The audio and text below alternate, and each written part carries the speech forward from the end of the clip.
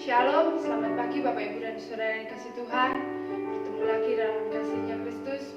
Bersyukur untuk penyertaan Tuhan.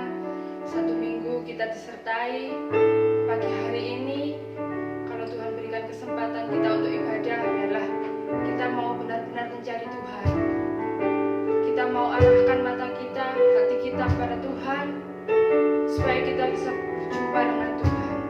Sebelum kita naikkan doa kita mau nyatakan satu pujian yang menyatakan bukan dengan kekuatan,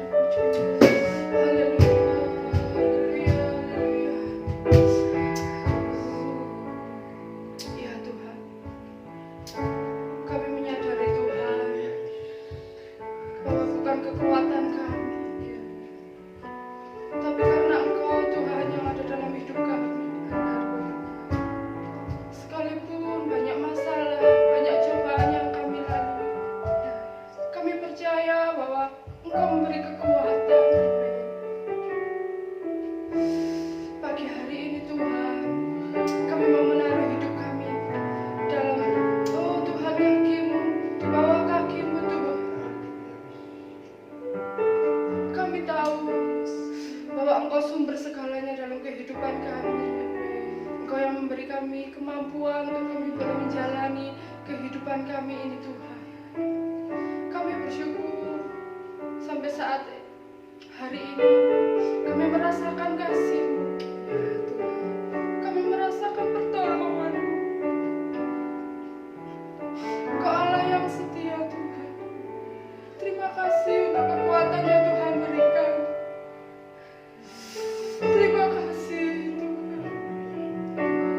Kami tidak bisa membalas kasih selain Kau memberi hati kami ya Tuhan. Haleluya Yesus. Terima kasih Tuhan untuk hari ini. Kalau kami boleh kembali beribadah, kami merasakan bahwa kasih dan anugerah-Mu dalam kehidupan kami. Terima kasih Tuhan untuk hari ini. Sebelum kami melakukan aktivitas kami Tuhan, biarlah kami boleh mencari wajah-Mu. Kami boleh datang di kaki-Mu Tuhan, untuk membawa setiap beban dan pergumulan yang kami rasakan saat ini. Kami percaya bahwa pertolongan-Mu tidak pernah terlambat dalam kehidupan kami. Terima kasih Tuhan, terima kasih. Kami berdoa untuk para jemaat-Mu yang hari ini ibadah Tuhan, biarlah Engkau melawat mereka pribadi lepas pribadi. Kami tidak tahu apa yang mereka rasakan, kami tidak tahu apa yang mereka alami saat ini Tuhan. Tapi biarlah Tuhan Engkau menjamah, Tuhan melawat mereka dimanapun mereka berada Tuhan. Terima kasih Tuhan, terima kasih. Kami merasakan bahwa kasih setia-Mu itu luar biasa dalam kehidupan kami Tuhan. Terima kasih Tuhan, terima kasih. Engkau Allah yang berdaulat dalam kehidupan kami. Engkau Allah yang sanggup melakukan segala sesuatu dalam kehidupan kami. Untuk itu biarlah kami tetap memandang Engkau Tuhan, memandang Engkau Allah yang luar biasa, Allah yang baik dalam kehidupan kami. Terima kasih Tuhan Yesus, terima kasih Tuhan. Haleluya Yesus. Haleluya Yesus. Ku rindu setiap waktu hidup di kebenaran.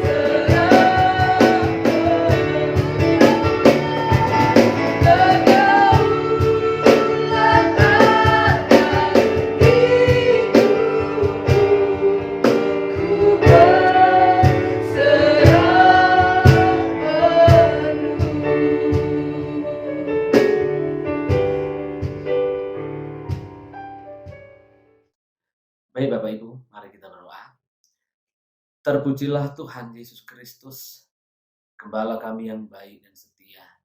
Kami bersyukur untuk kesempatan di mana kami boleh bersekutu dengan Engkau, kami boleh mendengar nasihat Allah, kami boleh memuji menyembah Allah yang hidup. Terima kasih untuk setiap kesempatan yang luar biasa ini dan biarlah lawatan Allah turun atas setiap hidup kami, sehingga dari sehari ke sehari hidup kami semakin disempurnakan. Mari Roh Kudus mengurapi hamba-Mu, mengurapi kami semua, sehingga apa yang kami lakukan hari ini memuliakan Bapa di surga. Di dalam nama Tuhan Yesus Kristus kami akan menyambut firman Tuhan. Haleluya. Amin. Baik Bapak Ibu, salam. Selamat beribadah kepada Tuhan Yesus Kristus, Tuhan dan Raja kita. Hari ini kita akan kembali merenungkan firman Tuhan.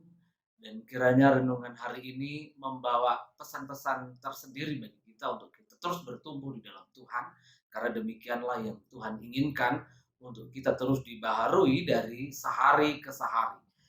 Itu sebabnya hari ini saya ingin menyampaikan renungan tentang standar hidup anak-anak Allah. Sekali lagi, standar hidup anak-anak Allah. Saudara yang dikasihi Tuhan, apa sebetulnya arti standar? Nah, standar itu kalau saya baca dalam Kamus Besar Bahasa Indonesia artinya adalah ukuran tertentu. Ukuran tertentu yang dipakai menjadi patokan dan itu bersifat tetap atau baku. Jadi standar itu adalah ukuran tertentu yang dipakai menjadi patokan atau bersifat tetap dan baku. Itu sebabnya kita bersyukur karena kita memiliki firman Allah yang mengajar kita bagaimana kita hidup. Saudaraku yang dikasihi Tuhan, kita akan baca dulu dari Efesus pasal 4 ayat yang pertama. Demikian firman Tuhan. Efesus 4 ayat yang pertama demikian. Sebab itu aku menasihatkan kamu, aku, orang yang dipenjarakan karena Tuhan, supaya hidupmu sebagai orang-orang yang telah dipanggil berpadanan dengan panggilan itu. Sekali lagi, supaya hidupmu sebagai orang-orang yang telah dipanggil berpadanan dengan panggilan itu.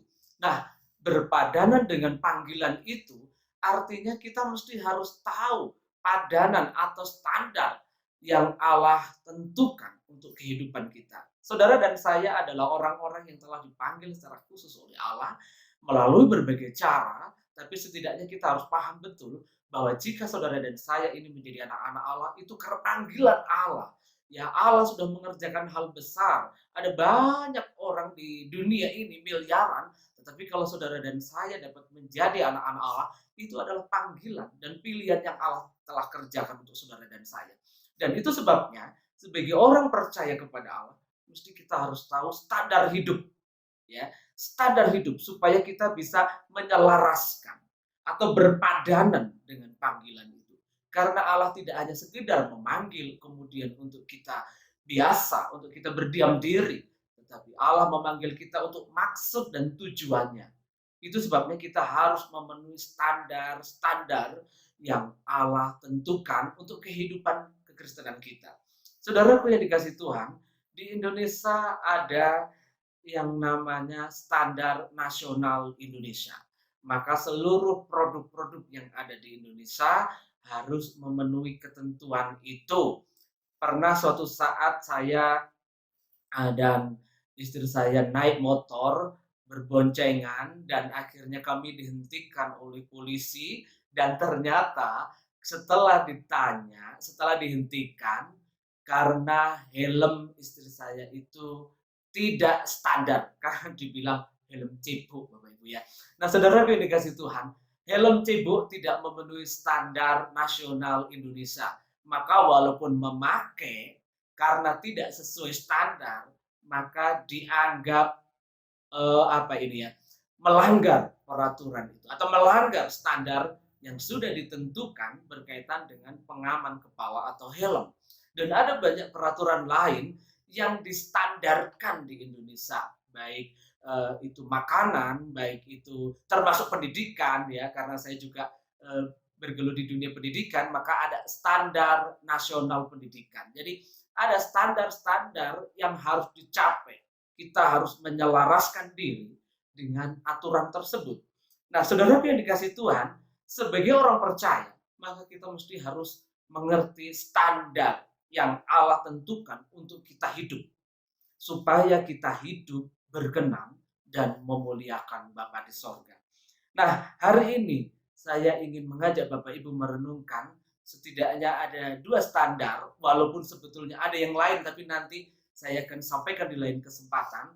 Hari ini saya ingin mengajak Bapak Ibu merenungkan 2 standar ini untuk kita jadikan pedoman atau patokan untuk kita melangkah supaya hidup kita sesuai dengan firman Allah, sesuai dengan kehendak Tuhan, berpadanan dengan panggilan yang Allah sudah kerjakan untuk hidup saudara dan saya.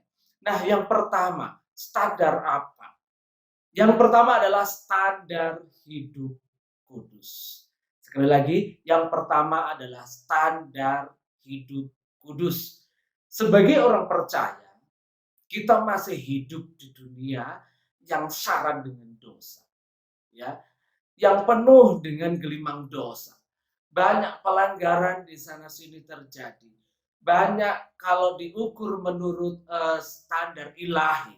Banyak kejadian, banyak kelakuan, banyak perbuatan di sekitar kita yang sebetulnya tidak sesuai dengan kehendak Allah. Namun demikian, sekali lagi, sebagai orang percaya, maka kita harus, sekali lagi, harus memenuhi standar yang Allah tentukan untuk kita hidup. Yaitu yang pertama adalah hidup kudus. Jadi bagaimana seorang percaya atau yang disebut anak-anak Allah ini harus hidup kudus. Kita lihat dulu 1 Petrus pasal yang pertama. Sekali lagi 1 Petrus pasal yang pertama. Kita akan baca ayat 14, 15, 16. Demikian firman Tuhan. 1 Petrus pertama ayat 14. Hiduplah sebagai anak-anak yang taat dan jangan turuti hawa nafsu yang menguasai kamu pada waktu kebodohanmu. Tetapi hendaklah kamu menjadi kudus di dalam seluruh hidupmu, sama seperti Dia yang kudus yang telah memanggil kamu. Sebab ada tertulis, kuduslah kamu sebab aku kudus. Sekali lagi, kuduslah kamu sebab aku kudus. Saudara yang dikasih Tuhan, sejak awal, sejak dunia dijadikan atau sebelum dunia dijadikan, Allah adalah Maha Kudus. Itu sebabnya Dia akan berkenan dengan orang-orang yang kudus. Itu sebabnya pula akhirnya Dia menetapkan ya suatu ketetapan atau suatu standar kehidupan untuk kehidupan saudara dan saya, supaya kita ini hidup kudus. Sekali lagi, supaya kita ini hidup kudus. Saudara yang dikasih Tuhan, mengapa kalau kita baca, mengapa kita harus hidup kudus? Saudaraku yang dikasih Tuhan, sekali lagi, mengapa kita harus hidup kudus? Karena yang pertama, sekali lagi, yang pertama, hidup kudus telah dirancang oleh Allah sedemikian rupa. Efesus pasal 1 ayat yang keempat, saya bacakan Bapak Ibu. Sebab di dalam Dia Allah telah memilih kita sebelum dunia dijadikan, supaya kita kudus dan tak bercacat di hadapannya. Sekali lagi, sebab di dalam Dia, di dalam Yesus, Allah telah memilih kita sebelum dunia dijadikan, supaya kita kudus dan tak bercacat di hadapannya. Jadi demikianlah, oleh karena Yesus maka kita diberikan jaminan untuk hidup kudus. Karena demikianlah Allah merencanakan kehidupan kita ini untuk hidup kudus dan tak bercacat di hadapannya. Jadi kalau Allah memanggil saudara dan saya, memilih saudara dan saya, bukan untuk hidup dalam kecemaran, bukan untuk hidup dalam kebebasan dosa, tetapi untuk hidup di dalam kekudusan. Jadi sekali lagi saudara, Bapak Ibu, kalau kita dipanggil Allah saat ini, salah satu tujuannya supaya kita hidup kudus. Itu sebabnya mengapa kita harus hidup kudus? Karena itu adalah salah satu perencanaan Allah ketika memanggil saudara dan saya, yaitu untuk hidup kudus. Yang kedua, 1 Petrus tadi sudah kita baca dalam ayat 1 Petrus 1 ayat 15 dan 16. Karena demikianlah perintah Tuhan, kuduslah kamu sebab aku kudus. Sekali lagi, kuduslah kamu sebab aku kudus. Untuk kita bisa bersama-sama hidup bersama Allah, tidak bisa lepas dari yang namanya kekudusan hidup. Itu sebabnya karena Dia kudus, maka supaya kita bisa bersama-sama dengan Allah, maka kita pun harus hidup kudus. Kemudian yang ketiga, dalam Ibrani 12 ayat 14, tanpa kekudusan tidak ada seorang pun yang bisa melihat Tuhan. Sekali lagi, tanpa kekudusan tidak ada seorang pun yang dapat melihat Tuhan. Jadi jelas Bapak Ibu, mengapa kita harus hidup kudus? Karena memang Allah kita kudus, maka Dia menetapkan standar kuduslah kamu supaya bisa bersama-sama hidup dengan Allah. Karena demikianlah Allah telah merancang kehidupan saudara dan saya ketika dipanggil adalah untuk hidup kudus sehingga kita bisa hidup bersama Dia. Ya, tanpa kekudusan kita tidak bisa melihat Allah, apalagi hidup bersama-sama dengan Allah. Jadi saudara yang dikasih Tuhan, kekudusan ini menjadi hal yang sangat penting untuk kita pahami dan kita lakukan dalam kehidupan kita sehari-hari. Apa sebetulnya kudus itu, Bapak Ibu? Ya, dalam bahasa Ibrani itu kados atau kadosi. Dalam bahasa Yunani, dalam bahasa aslinya ini ya, hagios. Dan diartikan kekudusan ini adalah tidak sekedar suci, tidak hanya suci, tapi juga dipisahkan, dikhususkan. Jadi arti kados itu dikhususkan, dipisahkan, dan suci. Nah, jadi saudara yang dikasih Tuhan, ketika Allah berfirman, kuduslah kamu, sebetulnya Dia ingin menunjukkan kepada kita bahwa kita ini walaupun hidup di dalam dunia yang syarat dengan dosa, tetapi kita harus hidup terpisah dari dosa. Artinya kita harus hidup khusus atau dikhususkan hidup bagi Allah. Itu sebabnya kita punya nyanyian, hidupku bukannya aku lagi. Walaupun kita masih hidup di dalam dunia, tetapi kita hidup bagi kerajaan Allah. Kita hidup bagi kemuliaan Tuhan. Itu sebabnya hidupku bukan aku lagi, tetapi Yesus Kristus yang hidup di dalamku. Demikianlah Allah ingin supaya kehidupan kita ini terpisahkan dari kebiasaan-kebiasaan dunia, berbeda dari kebiasaan-kebiasaan dunia, ya, dipisahkan dari dosa dunia. Kita hidup dalam kekudusan walaupun kita masih tinggal di dalam dunia, ya, suci, sehingga kita ini suatu saat jika kita dipanggil maka kita bisa bertemu, tidak hanya melihat Allah tetapi sungguh-sungguh hidup bersama Allah. Jadi sekali lagi, kudus itu artinya dipisahkan, dikhususkan. Jadi kita walaupun hidup di dunia dipisahkan dari dunia, dikhususkan hidup bagi Allah, bagi kerajaan Allah, bagi kemuliaan Allah, hidup suci berkenan kepadanya, sehingga suatu saat kita bisa hidup bersama-sama dengan Allah untuk selama-lamanya. Nah, saudaraku yang dikasih Tuhan, sekali lagi, Kekudusan itu menjadi hal yang penting. Saudaraku, nah kekudusan sering dikaitkan di dalam Alkitab kita ini ketika berbicara tentang kekudusan. Nah, Allah menyinggung tentang kehidupan yang berkaitan dengan seksualitas, ya. Itu sebabnya ketika Allah berbicara tentang kekudusan, maka Dia ingin kita memang betul-betul mengerti dan memahaminya. Nah, saya akan batasi ini walaupun secara umum luas sekali artinya, tapi 1 Tesalonika 4 ayat 4 mengajarkan supaya kita ini bisa hidup kudus, maka salah satunya adalah supaya apa ini ya, laki-laki beristri atau kalau perempuan bersuami, ya, supaya mereka memiliki pasangan-pasangan hidupnya sendiri, sehingga kalau diterjemahkan lebih luas supaya tidak ada perzinahan, ya, supaya tidak hidup dalam perzinahan. Maka sebagai seorang yang percaya kepada Yesus sebagai anak-anak Allah, ketika Allah inginkan kita hidup kudus, maka salah satu yang harus kita lakukan adalah tidak hidup dalam perzinahan, tidak hidup dalam perselingkuhan. Walaupun sekarang ini di dunia ini sepertinya biasa, ya, sepertinya biasa.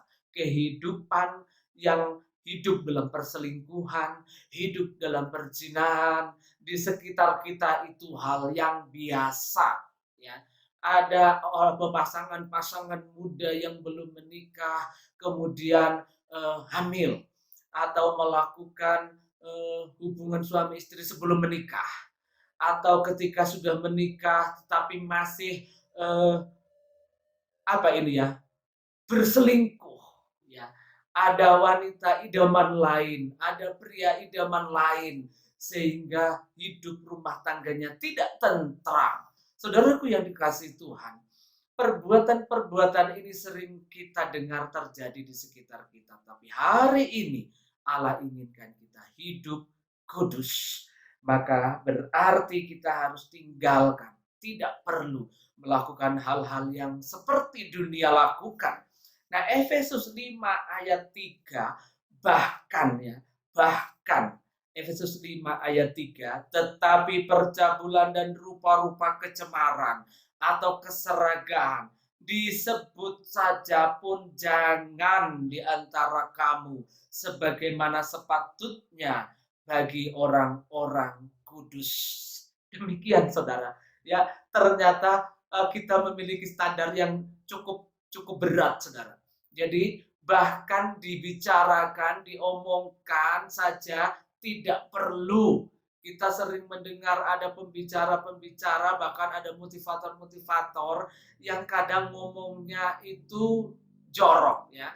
Bahkan dijadikan lelucon, hal yang menyangkut hal-hal yang berkaitan dengan hal-hal yang tabu, yang nggak kudus. Saya sering kali mendengar ketika mendengar ceramah, mendengar pembicara melakukan hal ini, atau ketika saya bertemu dengan teman-teman yang omongannya nyerempet hal-hal yang jorok itu, kuping saya ini apa ya, nggak enak dengarnya gitu, nggak setuju atau nggak nyaman mendengarnya, karena bagi saya hal-hal itu nggak patut dibicarakan dan nggak pantas. Dan ternyata Efesus 5 ayat 3, tetapi percabulan dan rupa-rupa kecemaran atau keserakahan disebut saja pun jangan.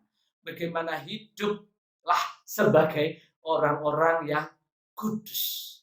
Saudaraku yang dikasih Tuhan, ini setidaknya standar kita. Maka itu kalau kita tidak bisa menahan hawa nafsu, lebih baik kita menikah. Bagi yang belum menikah atau yang nggak punya pasangan, ya.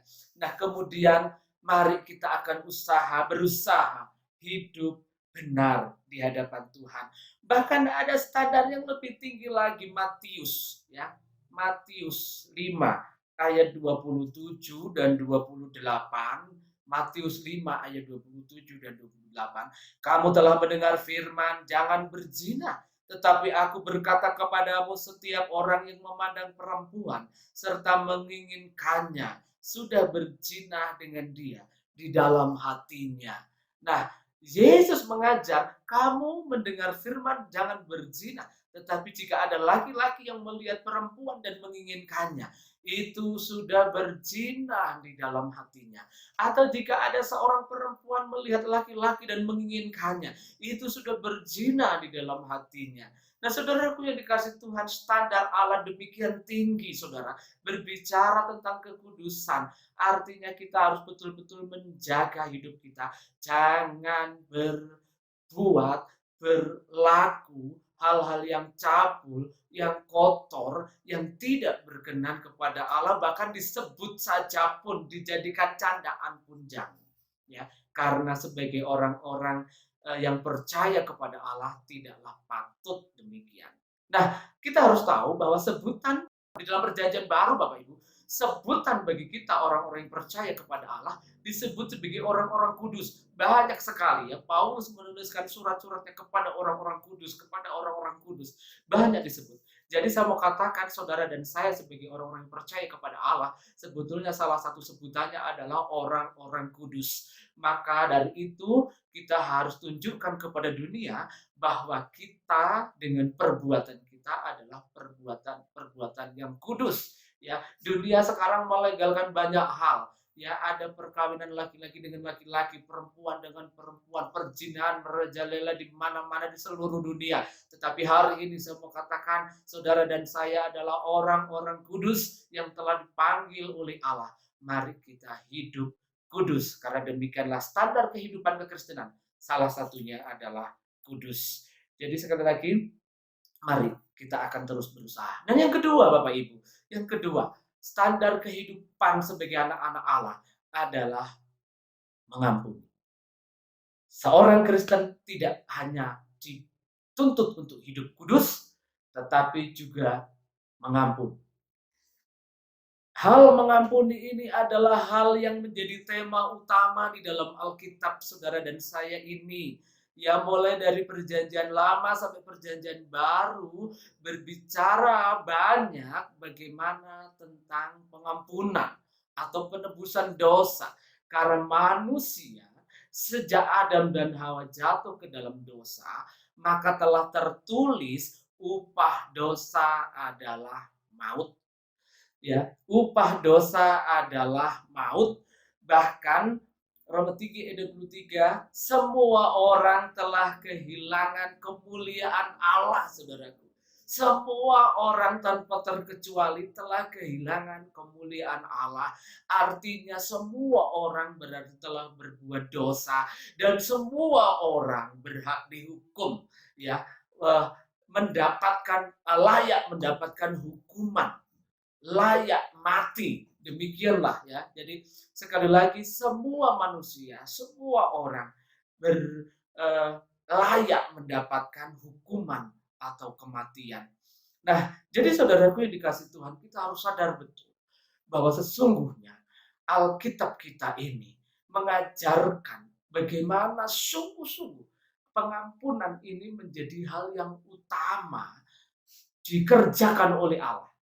Jadi tema utama Alkitab ini adalah bagaimana Allah ingin supaya manusia yang berdosa itu kembali layak, kembali hidup berkenan, kembali bersatu dengan pencipta yaitu Tuhan Allah, kembali memuliakan Bapa di surga.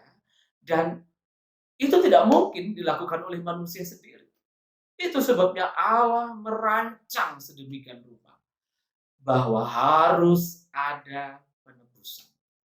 Di dalam perjanjian lama Allah mengajarkan banyak hal kepada Musa. Bagaimana orang Israel harus memberikan tebusan dosa, tebusan salah melalui korban, dan korban. Dan ternyata kita diajarkan korban yang sesungguhnya itu adalah korban melalui Yesus Kristus, anak domba Allah yang tidak bercacat celah itu.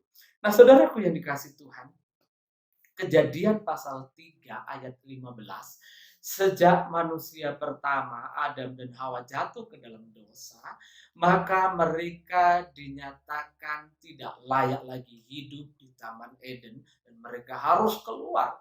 Dan kita tahu kisahnya, maka laki-laki dan perempuan harus menanggung akibat dari perbuatan dosa mereka itu sampai ke zaman kita saat ini. Itu sebabnya kecenderungan manusia selalu berbuat dosa. Namun demikian, Kejadian 3 ayat 15, Allah telah merancang sesuatu dan itu sebuah nubuat sebetulnya ya. Sebuah perkataan Allah yang pasti digenapi dan ternyata itu sudah digenapi di dalam diri Yesus. Keturunan perempuan itu, yaitu keturunan Hawa, akan meremukkan kepala ular. Jadi keturunan perempuan itu akan meremukkan kepala ular yang telah memperdaya Adam dan Hawa. Bahkan layak kalau disebut keturunan perempuan karena Yesus juga dilahirkan tanpa campur tangan dari seorang laki-laki. Maka layaklah Yesus juga disebut keturunan perempuan itu. Nah, saudaraku yang dikasihi Tuhan, Allah telah mengatakan jauh sekali sebelum Yesus dilahirkan bahwa suatu saat iblis akan dikalahkan. 1 Petrus 1 ayat 18 dan 19 kita akan baca lebih dulu, walaupun ayat ini juga sering kita baca, tapi kita sungguh-sungguh akan menghayatinya. Sebab kamu tahu, ya, 1 Petrus 1 ayat 18, sebab kamu tahu bahwa kamu telah ditebus dari cara hidupmu yang sia-sia, yang kamu warisi dari nenek moyangmu itu, bukan dengan barang yang fana, bukan pula dengan perak atau emas, melainkan dengan darah yang mahal, yaitu darah Kristus yang sama seperti darah anak domba, yang tak bernoda dan tak bercacat. Luar biasa. Luar biasa. Saudara dan saya telah ditebus dari cara hidup yang sia-sia dengan darah yang mahal yang tak bercacat celah, yaitu darah Yesus Kristus yang telah dikorbankan di Bukit Golgota menjadi tumbal untuk hidup saudara dan saya, supaya saudara dan saya yang layak untuk mendapatkan kematian abadi bisa mendapatkan pengampunan dan hidup dalam kerajaannya. Saudara, ini sungguh karya Allah yang luar biasa besar untuk saudara dan saya, yang ribuan tahun yang lalu telah dinubuatkan, telah digenapi 2000 tahun yang lalu oleh kehadiran Yesus Kristus di dalam dunia ini, dan Yesus telah melakukan penebusan itu dengan sempurna. Dia mengorbankan hati dan perasaannya, mengorbankan jiwanya, bahkan mengorbankan darah dan nyawanya, supaya saudara dan saya hidup, supaya saudara dan saya mendapatkan pengampunan, supaya saudara dan saya layak untuk hidup bersatu dengan Allah kembali. Dan tidak ada satupun korban di dunia ini yang dapat dipandang layak untuk kita sampai kepada Bapa kalau bukan korban Yesus Kristus. Saudaraku yang dikasihi Tuhan, saya dari kisah ini saya hanya mau tanamkan di dalam diri saudara dan saya sendiri ini ya, supaya kita paham betul bahwa kalau kita hidup dan mendapat jaminan ilahi, jaminan kerajaan Allah, itu karena ada Yesus yang telah mengorbankan dirinya. Allah telah mengambil inisiatif untuk menyelamatkan saudara dan saya. Tidak mungkin dengan cara yang lain Allah bisa mendamaikan atau Allah mendamaikan manusia dengan dirinya sendiri. Harus ada korban. Itu sebabnya untuk menggambarkan cinta Allah yang sangat besar itu, sampai digambarkan Yesus sebagai anak tunggal Bapa. Tak seorang pun di antara kita sebagai orang tua yang anaknya rela, ikhlas, direlakan untuk dikorbankan, apalagi kalau itu anak satu-satunya.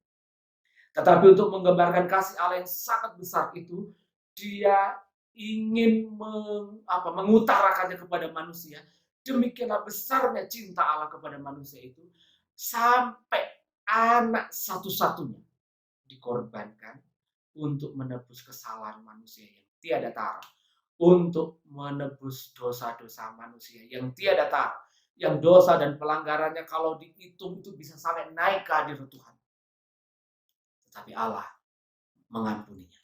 Allah mengampuninya melalui Yesus Kristus Tuhan. Saudaraku yang dikasihi Tuhan, itu sebabnya mengapa kita harus mengampuni. Karena demikianlah ajaran Yesus Kristus. Ini Yesus Kristus sendiri mengajarkan. Lukas 6 ayat 37, janganlah kamu menghakimi, maka kamu pun tidak akan dihakimi. Dan janganlah kamu menghukum, maka kamu pun tidak dihukum. Ampunilah dan kamu akan diampuni. Ampunilah dan kamu akan diampuni. Saudaraku yang dikasihi Tuhan, perintah Yesus Kristus. Perintah Yesus Kristus. Ampunilah, maka kamu akan diampuni. Kolose 3 ayat 13. Sabarlah kamu seorang terhadap yang lain dan ampunilah seorang akan yang lain apabila yang seorang menaruh dendam terhadap yang lain, sama seperti Tuhan telah mengampuni kamu, kamu perbuat jugalah demikian. Sama seperti Tuhan telah mengampuni kamu, kamu perbuat jugalah demikian. Perintah. Sekali lagi, kenapa kita harus mengampuni? Karena ini adalah perintah. Ini adalah standar hidup orang-orang percaya. Yang harus kita lakukan adalah mengampuni. Demikianlah perintahnya. Bahkan pengampunan ini adalah hal yang serius. Itu sebabnya sekali waktu Yesus mengajar murid-murid dan murid-murid bertanya, berapa kali guru kami harus mengampuni? 7 kali kah? Dan Yesus mengajar, oh tidak, tetapi 70 kali 7 kali. Nah saudaraku, Yesus selanjutnya memberikan perumpamaan. Ada seorang raja yang mengadakan perhitungan utang dengan hamba-hambanya. Dan didapati ada seorang yang berutang 10.000 talenta. Ya, dalam Matius 18 ayat 21 sampai 35. 10.000 talenta.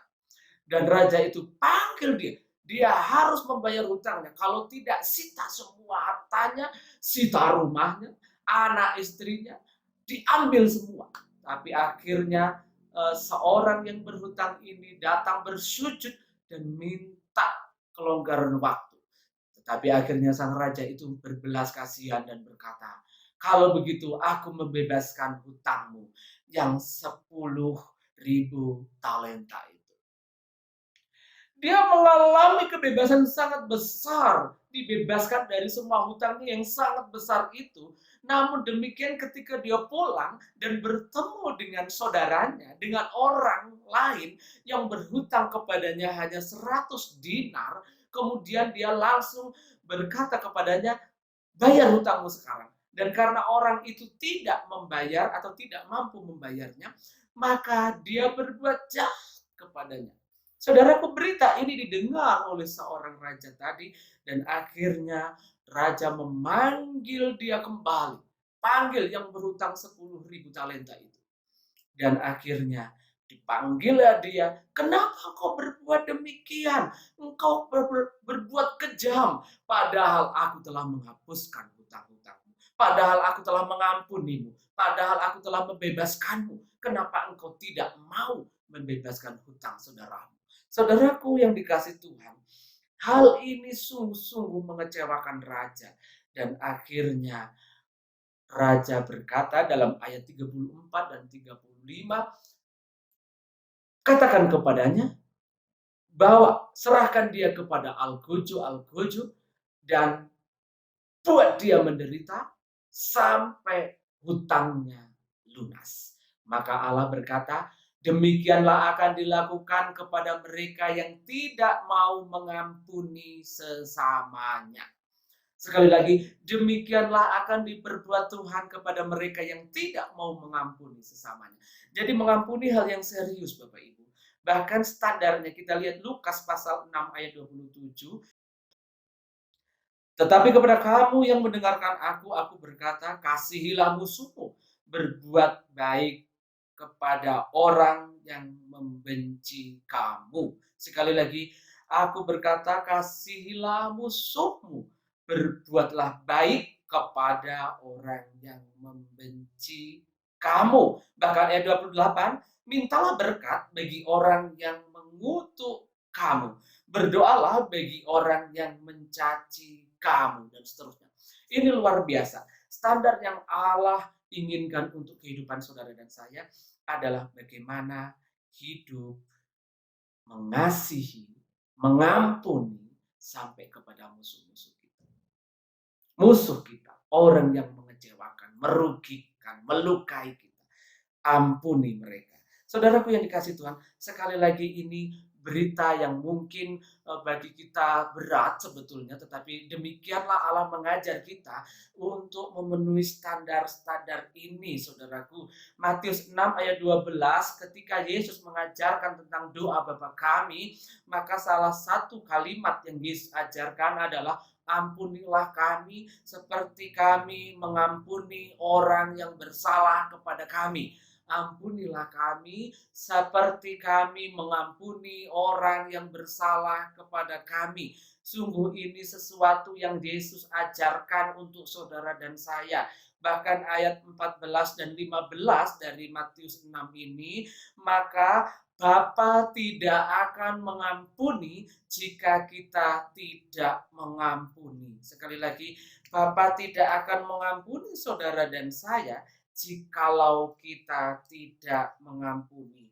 Itu sebabnya saya bacakan, berbahagialah orang yang membawa damai karena mereka akan disebut anak-anak Allah.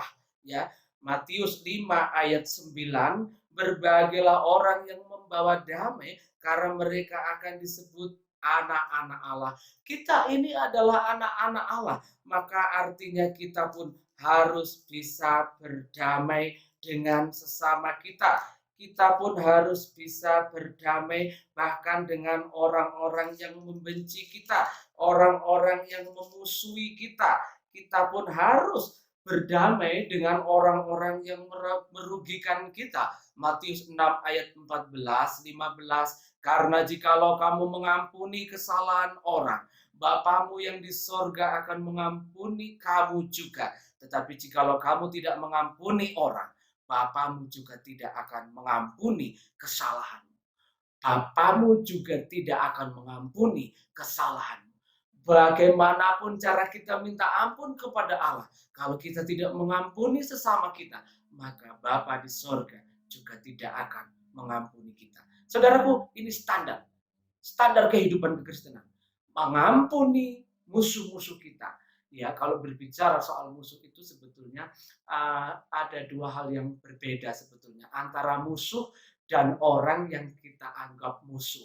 Kalau musuh itu berarti jelas-jelas dia memang musuh dengan sengaja memusuhi kita, mencelakakan kita, membuat kita susah, membuat kita menderita. Itu jelas-jelas musuh. Tetapi orang yang kita anggap musuh, sebetulnya ada saja orang yang sebetulnya mungkin tidak sengaja dengan hal-hal yang mereka perbuat telah melukai, membuat kita susah, membuat kita menderita, dan itu kadang kita anggap dia memusuhi kita. Tetapi bagi mereka kadang itu tidak sengaja mereka lakukan. Jadi antara musuh dan yang kita anggap musuh itu dua hal yang berbeda. Tetapi hari ini apapun anggapan kita, entah itu kita punya musuh beneran atau yang kita anggap musuh, maka musuh-musuh itu harus kita ampuni. Itu sebabnya salah satu kalimat Yesus Kristus di atas kayu salib itu adalah, ampunilah mereka karena mereka tidak tahu apa yang mereka perbuat. Saudaraku yang dikasih Tuhan, penting sekali mengampuni. Mengapa kita harus mengampuni? Karena Allah lebih dulu mengampuni kita. Ya, Kolose 3 ayat 13, karena Allah lebih dulu mengampuni kita, maka kita harus mengampuni. Mengapa kita harus mengampuni? Karena itu juga ajaran yang Yesus berikan untuk saudara dan saya hidup. Maka dua standar ini, hidup kudus dan hidup mengampuni, harus menjadi gaya hidup orang-orang Kristen. Gaya hidup orang-orang yang disebut kudus. Ya, oleh Paulus disebut orang-orang kudus. Orang-orang yang percaya kepada Yesus ini disebut orang-orang kudus. Dan kita harus tunjukkan kehidupan yang sungguh-sungguh berkenan. Nah, untuk standar-standar yang lain nanti kita akan bahas di pertemuan berikutnya. Tapi setidaknya kita harus memahami hal ini. 1 Tesalonika 4. Kita akan baca ini ayat 1, ayat 10. Akhirnya saudara-saudara, kami minta dan nasihatkan kamu dalam Tuhan Yesus. Kamu telah mendengar dari kami bagaimana kamu harus hidup supaya berkenan kepada Allah. Hal itu memang telah kamu turuti, tetapi baiklah kamu melakukannya lebih bersungguh-sungguh lagi. Sekali lagi, hal itu memang telah kamu turuti, tetapi baiklah kamu melakukannya lebih bersungguh-sungguh lagi. Ayat 10 bagian B. Tetapi kami menasehati kamu, saudara-saudara, supaya kamu lebih bersungguh-sungguh lagi melakukannya. Nah, bagi Paulus, jemaat Tuhan Tesalonika sudah melakukannya. Bagi saudara hari ini yang mendengar firman ini bisa berkata, aku sudah melakukannya. Tetapi ingat, harus lebih sungguh-sungguh melakukannya bagi kerajaan Allah. Karena demikianlah standar kehidupan kekristenan. Nah, ada jaminan saudaraku, kalau kita bisa hidup kudus, hidup mengampuni, maka kita akan dibebaskan dari kesusahan. Kita akan dibebaskan dari nggak ada damai. Kita akan bebas, kita akan menerima damai sejahtera. Doa-doa kita tidak lagi terhalang di hadapan Allah. Karena kita bisa mengampuni, karena kita bisa hidup kudus, menjadi jaminan untuk kita berdoa dengan layak di hadapan Allah. Karena ada ayat yang mengatakan, karena yang menghalangi doa-doa kita salah satunya adalah dosa dan pelanggaran kita. Itu sebabnya kita akan berusaha hidup benar di hadapannya.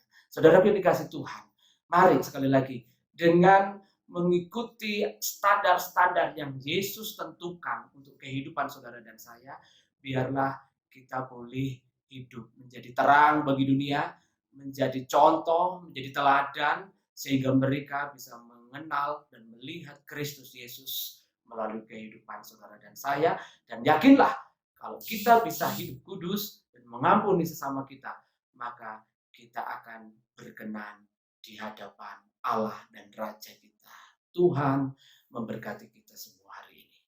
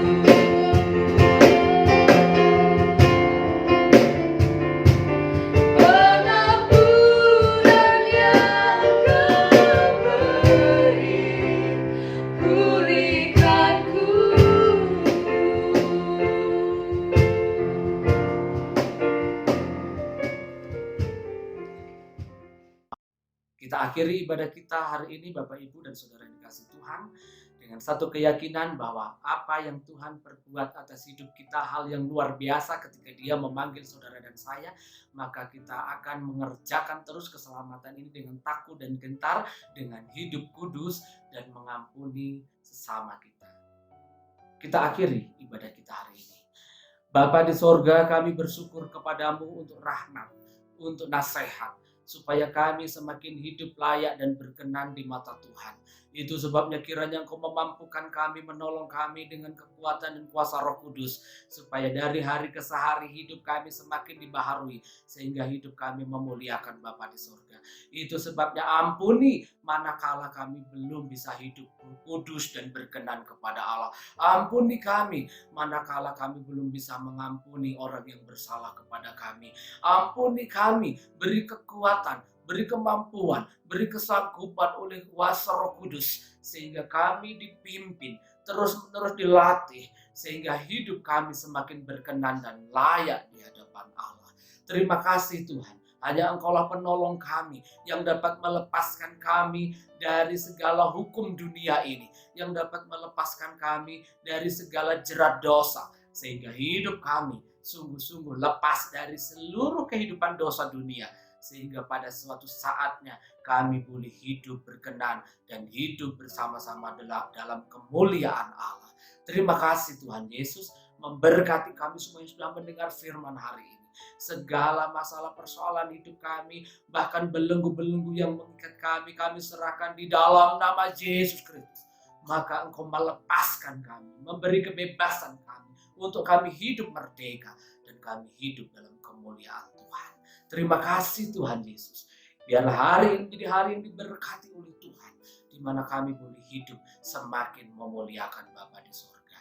Terima kasih Tuhan, terima kasih. Tolong kami ya Roh Kudus.